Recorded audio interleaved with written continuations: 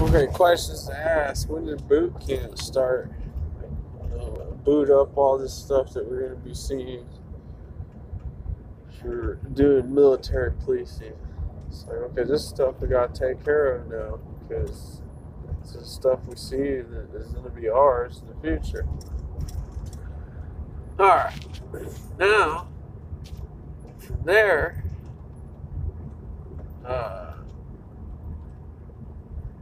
I would say that storage is good. But I want to tell you what storage is all about. So I'm on this thing where we're trying to figure out how many cells, how many atoms are in our cells, and how many molecules make up a cell, and put those formations together. And it's really hard to do.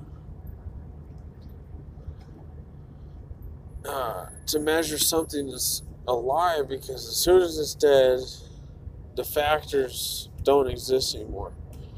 And this is why it's happening. Okay, so from birth, we start out the size of a sperm. And our body makes this thing, it's called like a virtual hard drive. It's a sperm with a DNA in it. Okay, and then what it is the egg from the woman is like a virtual computer system that the virtual hard drive updates and boots into to create the device. Now, once the device, being the human being, is booted and starts to process, okay, now is now what is the virtual hard drive is now doing is creating a storage device, and that's our body. So this storage device takes a long ass time to collect data from the world around us to become as big as we are, 5'10", 6'4". Each little virtual hard drive is maybe like a Linux or a Google. That's like the 6'4" versus the 5'10". Okay, so we get there and we understand that our body's a freaking storage device. Well, why is it there? It's to be able to operate as the system that created us. So the egg and the sperm put together, that's the DNA and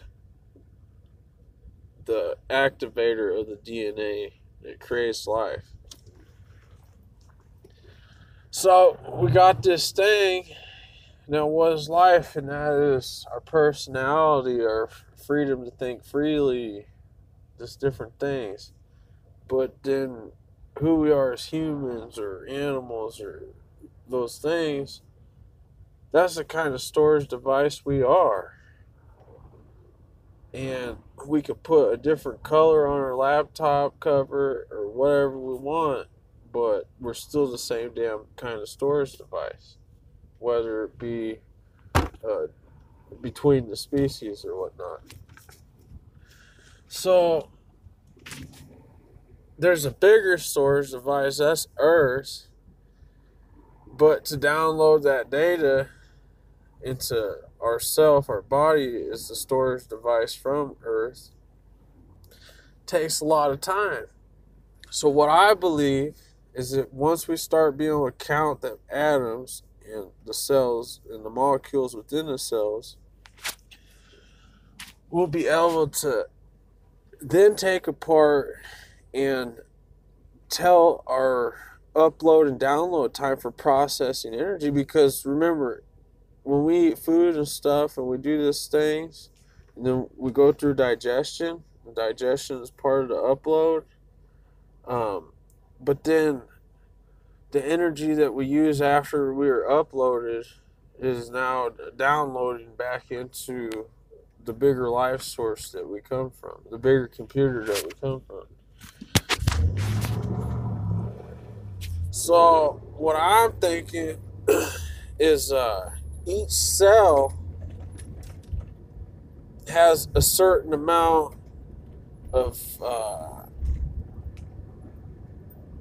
connection speed between the world around us, the connection speed of where energy is processed into pure proteins, and those proteins are consumed by the blood that then excretes a pure form of energy that our cells are able to create an intake from, or an upload. But then when those strong things that are radiating, creating that pure energy, are weakened, then the things that absorb those radiations, those pure energies, then become in a way that they decrease those energies. And I don't think that we found the actual volume of, like, the measurement of how much energy is within a cell, and how atoms fluctuate within the molecules within the cells. Because we can get huge, big people, and then we can be big people, we do a little bit of exercise, and then we shrink right back down, we're small people again. So there's some kind of play within that storage device. I could download it to max capacity inside me as a storage device, and then I can clean up my storage device and lose some weight.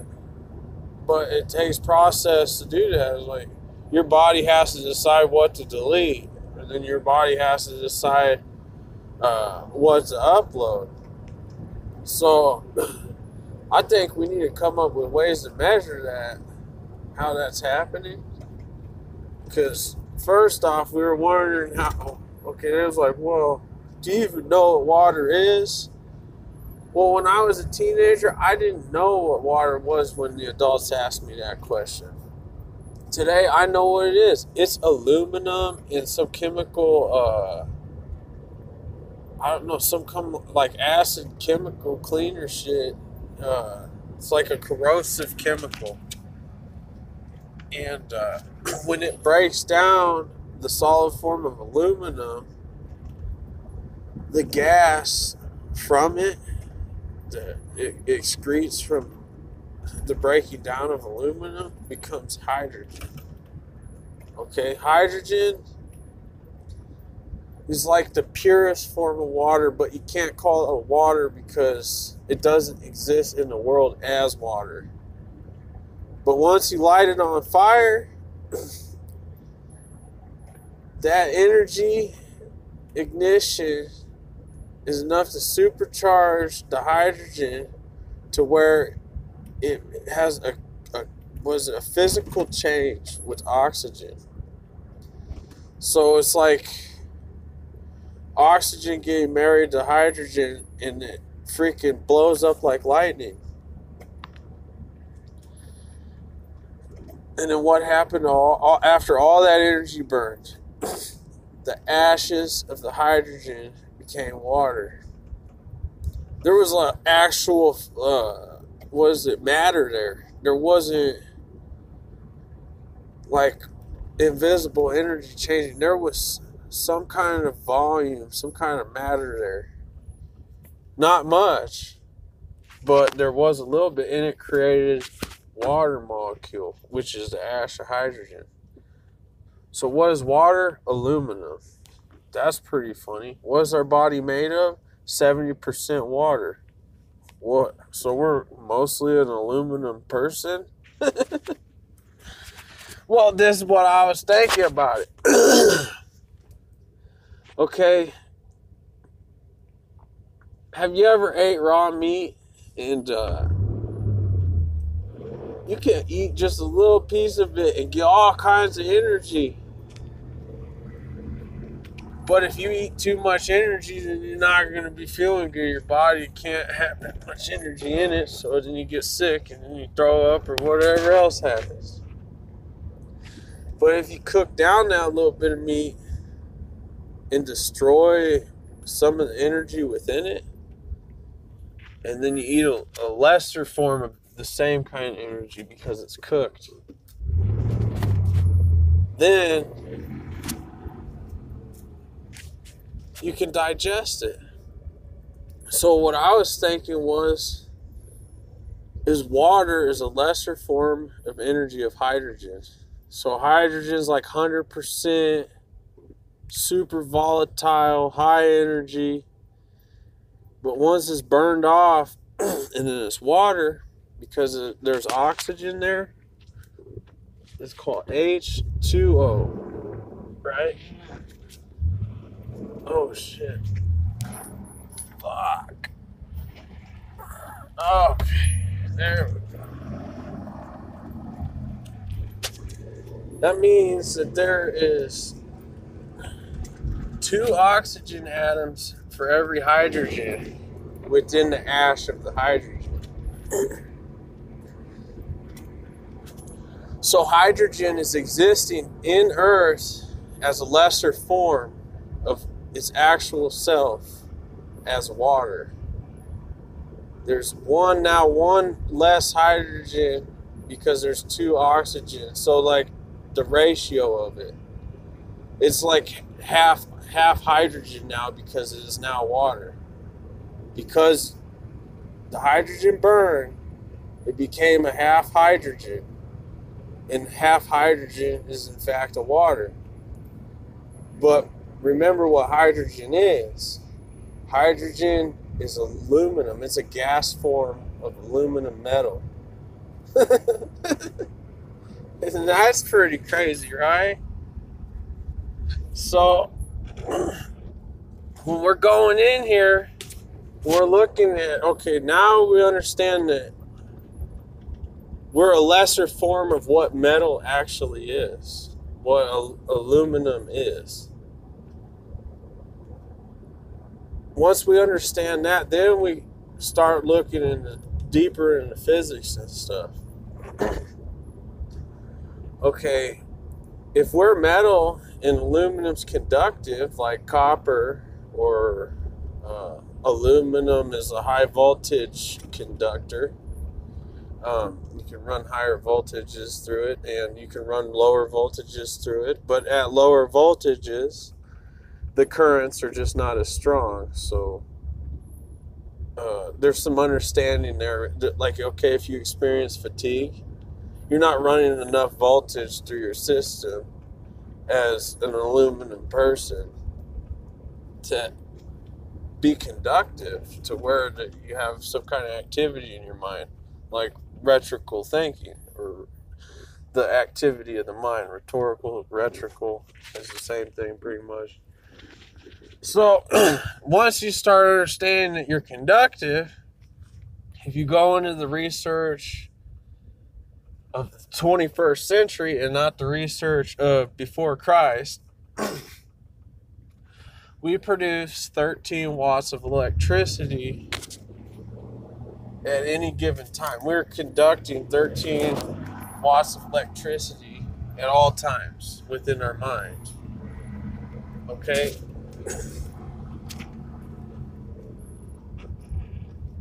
That's pretty cool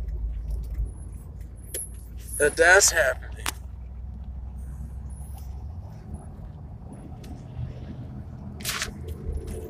Through these lives. Okay, because that's happening, there's some kind of energy that we're processing. Well, now it's 21st century, and before Christ, there was 500 people inside the giant supercomputer. So if there's like, any earthquake or anything, it's going to cause enough friction to conduct a person alive, to have enough energy to keep a person alive, because of the laws of friction and those kind of energies.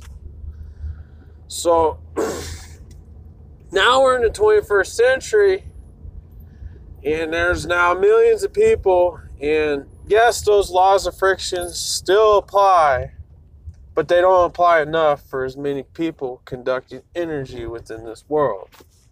Okay? This is another reason why we had a big no-no on nuclear powers with people who don't have any fucking understanding, any fucking clue about what we're dealing with. Okay? We only need enough nuclear powers to power the world. We don't need to overpower, because if you overpower, what happens? If you charge your battery, you just keep it on the charger. Your battery's not going to last as long. Well, we're doing our best job to try to keep people alive 100 years and not overcharge people. So we're like, fuck no, we don't need extra nuclear powers right now. If we do, there's a way to measure it. We don't measure it with everybody's cell phone, but there's instruments out there to measure ambient charge and conduction within the ground and different stuff like that. So that's something we don't have to worry about. It's something that other people do. So we're coming in here, and this is a big thing what we're trying to figure out. Okay, why do we have... Okay, we got all these extra people conducting.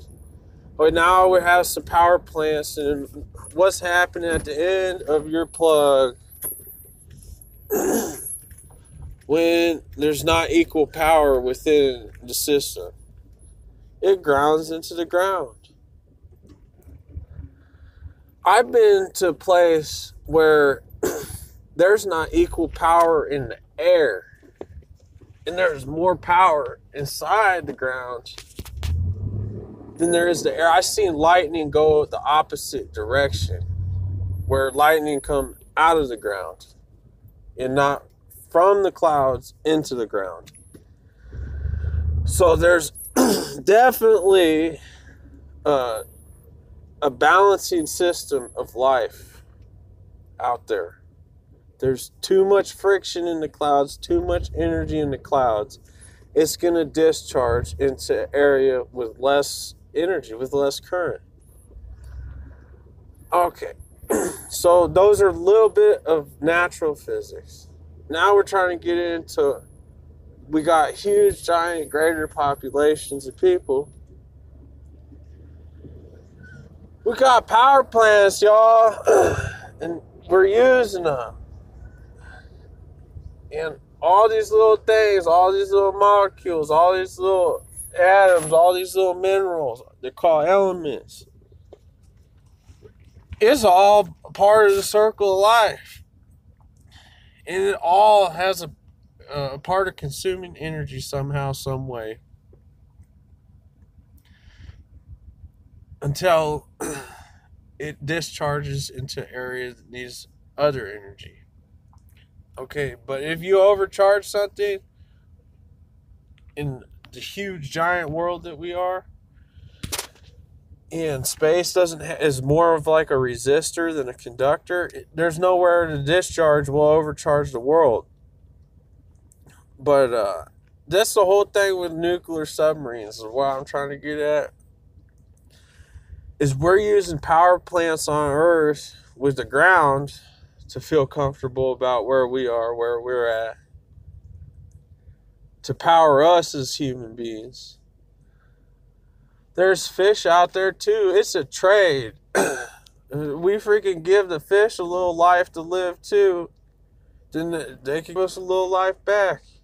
And that's the way the world goes round that way. So those submarines out there is like a water power plant. Okay, here, the freaking fish needed some power plants out there. We put a couple power plants out there. Man, they're so grateful. They're so thankful. We got crabs. We got, big fish, tunas, all these other things. But, man, those whales, man, you got to watch out. That's freaking the main ecosystem right there. And, I just let you know, man, that whole little circle of life, has a secret world of its own where we don't even need to be there. We do not need to blend at all. We are land, air, water is like freaking Canada and the United States, way far apart. All right. And there's a border right there where it's a little bit close. We have a little bit of understanding, but that's just the border. And they're in the border, they're at the border. They ain't south of the United States, north of the United States. Like, that's the border. Hell no. That's complete opposite. Land and water. That's the way it stays. But I wanted to get to that point that we have a little bit more understanding about who we are, and that all those little currents and all those little conductors and circuits and whatever's happening inside our bodies, how it process, how we have a little reactor in our own minds, that definitely if you underreact, you're going to experience fatigue. If you react balanced, you're going to experience a normal life. And then if you overreact, you're overreacting and it's too fucking much. So that little reactor's keeping us alive. And we do consume power, and we can consume a little more than 13 watts. And yes, I'm sure we can consume a little less than 13 watts. But the main study is that our body's supposed to run on 13 watts of electricity, and that's it. If we do that, then we can all share power equally and feel comfortable. Now, the freedom to think freely and have our own thoughts and stuff like that is a transfer of all kind of energy. I'm going to get old. My storage system is going to fail. It's like I got too much dust inside my storage system and I'm going to fall over. Or the wires inside. Did you know that in airplanes, they got titanium and different kind of metals in there?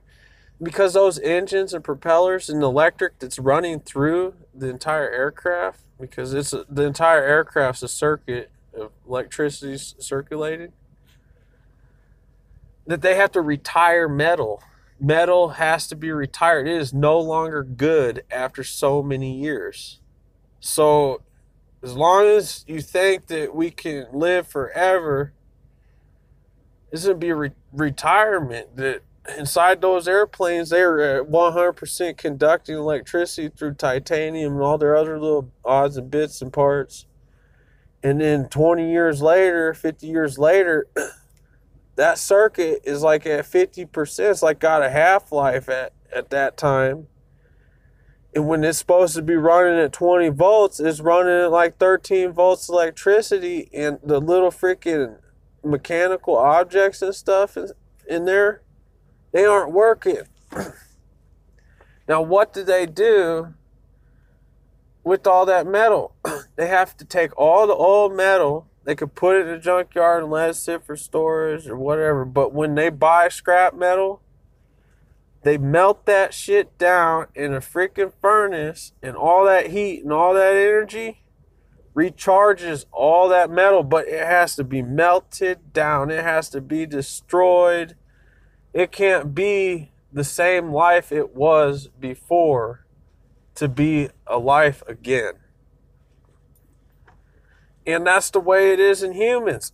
We are aluminum. Aluminum has a life of its own. Water has a life of its own. We can go so long as a system, and then once the system, the aluminum, that stuff inside our system reaches that half-life, we're going to feel that fatigue, because the voltage was going from 13 watts down to 12 watts. And then when we get to 100 years old, the way that we're regulating voltage, the whole system shuts down.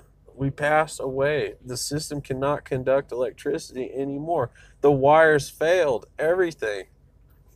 The metal had retired. Okay?